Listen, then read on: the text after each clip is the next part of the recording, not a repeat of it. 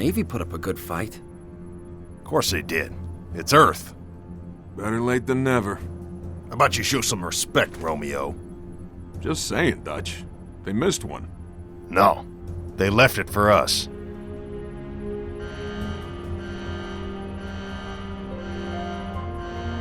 You know the music. Time to dance. Hello, beautiful. Pods. Now.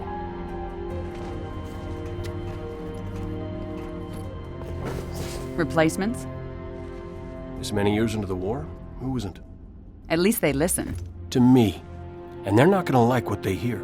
Orders are orders. Come on, Veronica. What could be more important than that carrier? My orders. And Buck, call me Captain. I'll pass on that dance, but you can show me where to sit. And what the hell kind of armor was she wearing? Dunno, Mickey. I wasn't looking at her gear. Seriously? Well, gotta be close quarters. Exactly. Second to last. Right next to mine. Cozy. You gonna tell us her name, Gunny? Ms. Naval Intelligence. Our new boss. Oh, brother. So check your mouths, find your chairs, and get set for a combat drop. What the hell am I supposed to do with this inside a Covenant ship? Well, someone obviously hasn't watched my Truth and Reconciliation walkthrough. Wake up, Buttercup. Relax, rookie. He don't mean nothing. Besides, now's one of those times. Pays to be the strong, silent type.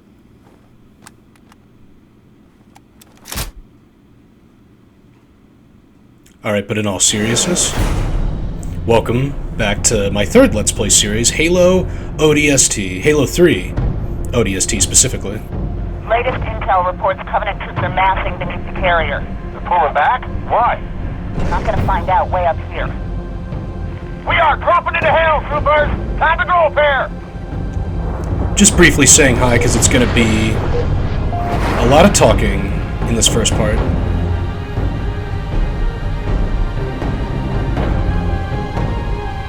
Well, maybe not so much right now. Got its butt kicked. Hey, Romeo. Remember when I told you to shut your mouth? Yeah? Consider that a standing order.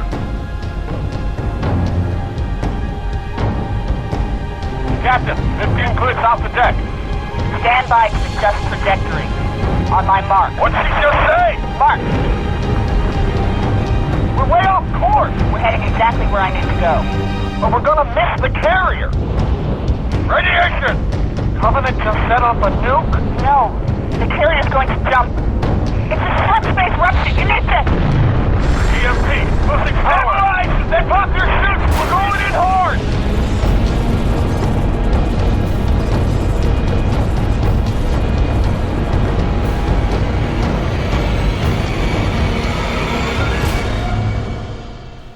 Alright, that was Halo 3 ODST, kind of a shorter game than usual, but I hope that you enjoyed it. No, I'm just kidding. This game came out after Halo 3, but chronologically it takes place before. Halo 3 started this thing, well actually Halo 2 started this thing where the first mission is basically all cutscenes, and then you start the first real mission, which is, in this case, Mombasa streets.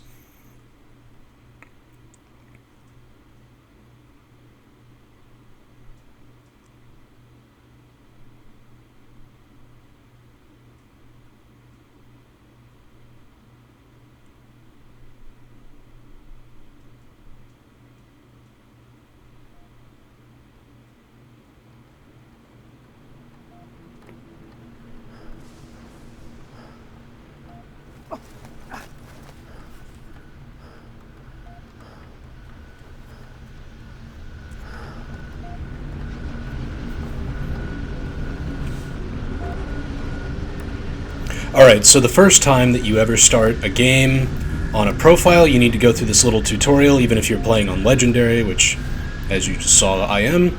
But once you see it, you never have to do it again. Well, you get the option to go through it or not, and obviously everybody's going to pick to skip it because it's a little boring.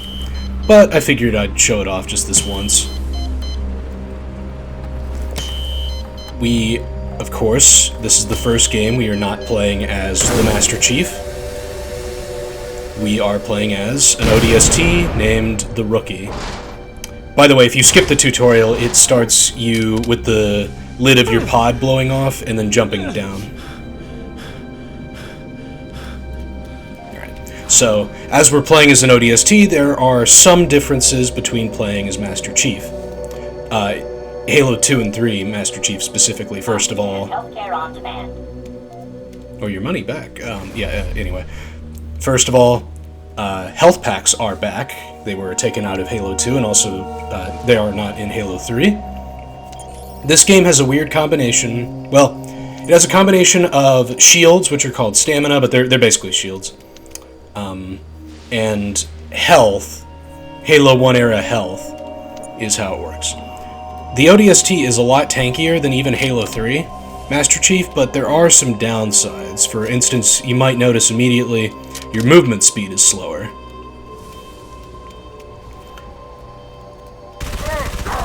Now, this beginning part, there are about 3 or 4 squads of Covenant. They contain multiple grunts, and those are brutes. Not elites, they're brutes. Grunts are the same as always, but in Halo 3, when you kill their squad leader, sometimes they will try and commit suicide. They'll whip out 2 plasma grenades and run at you. Those are called suicide grunts. Brute plasma rifle is back. I used the SMG. SMG is a lot better than it was in Halo 2, but it's still not that great for reasons we'll get into later. You'll see we have the Halo 2 Magnum, but it has gotten a huge buff. The Magnum, the Halo 2 pistol, the Silence pistol is really, really good in this game. It is one of the few Halo weapons with pinpoint accuracy. If you shoot a bullet, it's going to go pretty much exactly where you shoot it. So this part, there's about 3 or 4 Covenant squads roaming around. You want to try and isolate them so you're not fighting multiple brutes at once. And you do have to kill all the Covenant in this area to progress.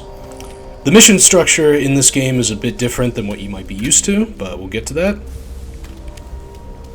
A difference from Halo 3 and also Halo 2, kinetic weapons are less effective on shields, energy shielding, than ever. So it's important to kind of have some kind of plasma weapon to cut through shields in this game, because kinetic weaponry does, it already does reduce damage to shields, but then it deals an additional 50% less on top of that. That is for one very specific reason we'll get to when we play Halo 3. Now we have the Halo 3 plasma pistol here. Sadly, the plasma pistol has been nerfed again from Halo 2. The plasma pistol in this game, well, we'll get to that later, but it has been nerfed again to the point where it's honestly starting to get, how do I put this, less and less like a required sidearm.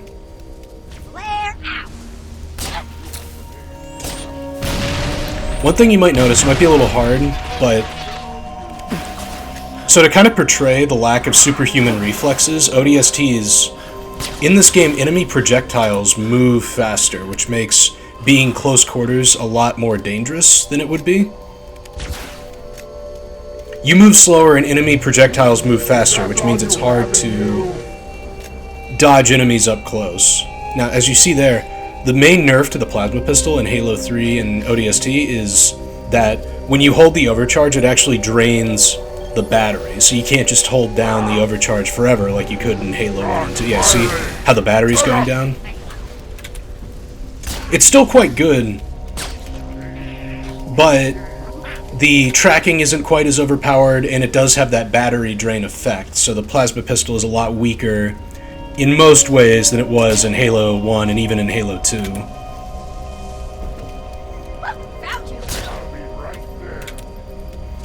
So, like I said, we're fighting brutes, not elites. Brutes This evening time battle, it takes place after the Great Schism in Halo 2, so the Brutes have replaced the Elites as the primary backbone of the military. So they now have power armor. They are a lot easier to fight than... Yeah, so when you see that message, you know that you've killed all the enemies in the area. And then a random phone will start ringing, actually. Oh, Abu?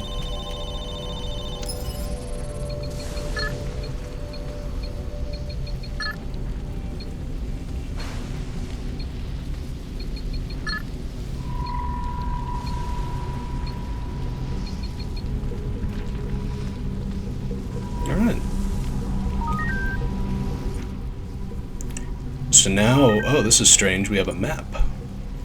That's right, this is a pseudo open world Halo game, kind of like the second mission of Halo 1, but, you know, more so.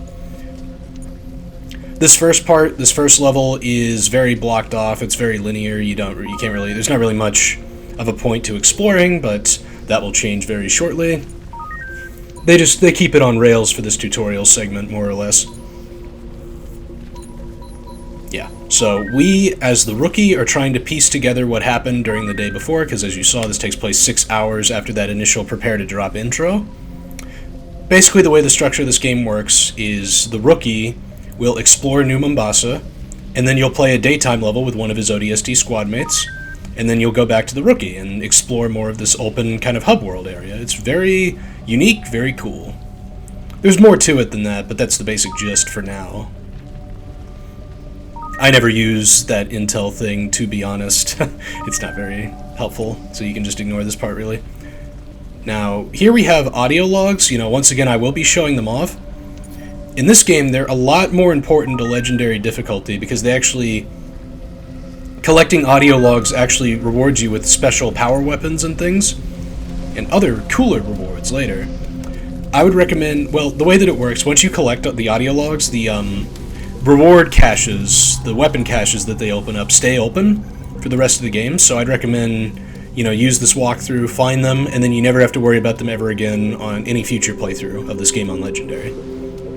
They really do make the game a lot easier. There's one specific fight. Anyway, you want to come over here. You might notice the signage is kind of pointing us in this direction. So there is like a quest marker, but you really don't need it, because the city itself does a good job of like pointing you towards where you need to go. You gotta cut through this building, but be a little careful, because when you can barely hear it through the wall, but past this door, that logo is the Oni logo, by the way. So yeah, there's some sleeping grunts out here. On Legendary, they do notice you pretty quickly. It's a little hard to stealth. And as you can see, even, you know, once again, on Legendary, even a pack of grunts can tear through your health and shields pretty fast. I'm not going to call it stamina, it's shields. It's shields, come on.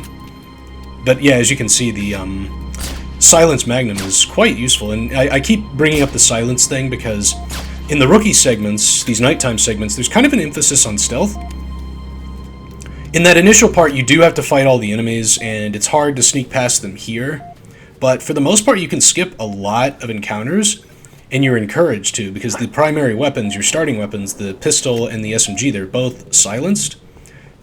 Okay, so one annoying thing that this game does is it adds a beep when you're low on health. So I went back to get a health pack just to stop it, but on the way I did want to point out that like closed door with the camera watching you, that is the weapon cache. So like keep those structures in mind, because when you collect audio logs, they'll open up those weapon caches later in the city. They're like those weird gray doors with the blue camera in front of them. It's something to keep in mind for later. So once you fight past the grunts, you can come in here. Yeah, that black and white triangle thing, that's the Oni logo. Oni is a lore critical thing. It's like they're basically the CIA, but they haven't really come up yet in the games themselves, but they have been important in the books and the lore and stuff for a long time, since the very beginning.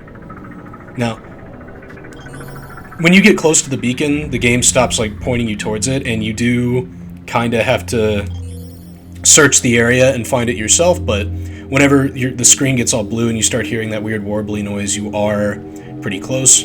Here, you just have to climb up the stairs, But be careful,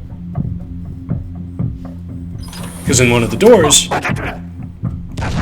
some jackal sniper. Well, one jackal sniper and a new enemy type called a jackal marksman.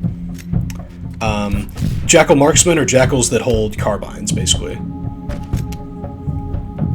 Jackal snipers have been significantly nerfed in this game. They're no longer as annoying as they were in Halo 2. They actually don't even one-hit kill you anymore from full health. They two-shot you. But we can talk about that more later. For now, we have found our beacon. I will see you after the cutscene. But real quick, there's one of our squad mates' drop pods, and if you look at it, this is the captain's helmet that was pointed out.